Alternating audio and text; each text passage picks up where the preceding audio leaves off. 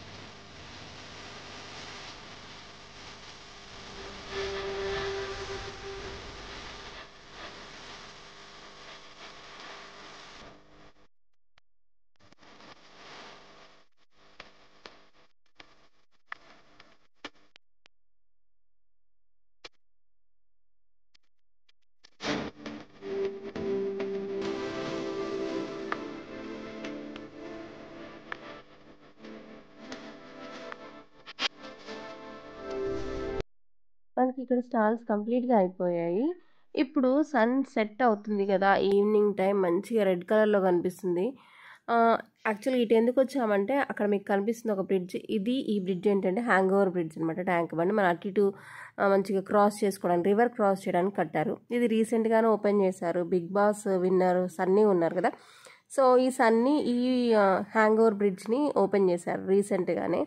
ఆ బ్రిడ్జ్ ఒకసారి దగ్గర నుండి చూద్దామని వెళ్ళాము. యాక్చువల్గా మార్నింగ్ టైం ఓపెన్లో ఉంటుంది, ఈవినింగ్ అయింది కదా ఈ టైంలో క్లోజ్ చేశారు.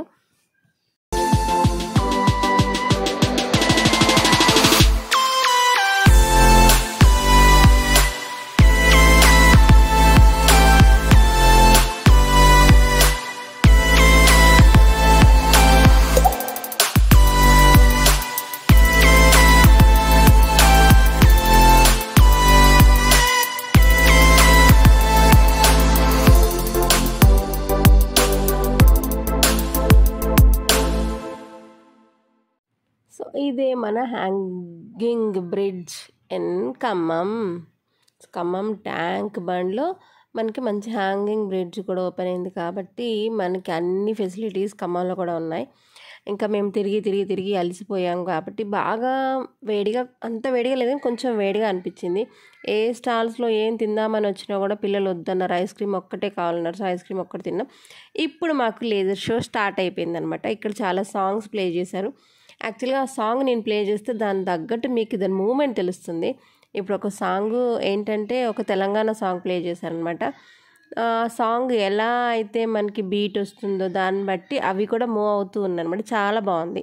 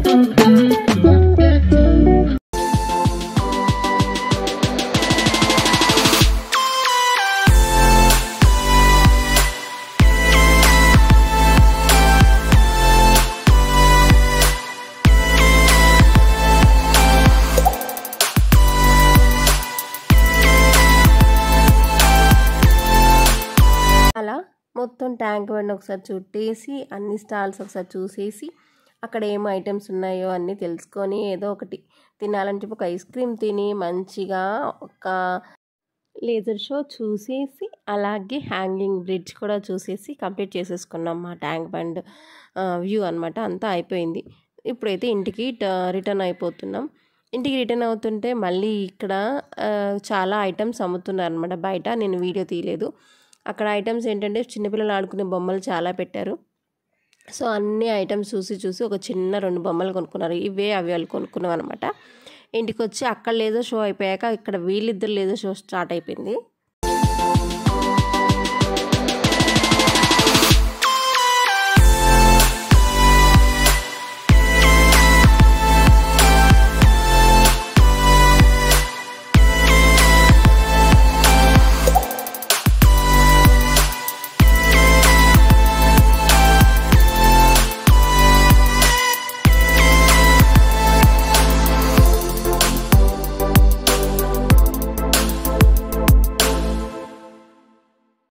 ఇదండి ఇవాల్టి మన ఖమ్మం ట్యాంక్ బండ్ వ్లాగ్ అనమాట. మీ అందరికీ నచ్చే ఉంటుంది. నచ్చితే ప్లీజ్ లైక్ చేయండి, షేర్ చేయండి, కామెంట్ చేయండి. Don't forget to subscribe our channel Sravanthi sweet home. Thanks for watching. Bye bye.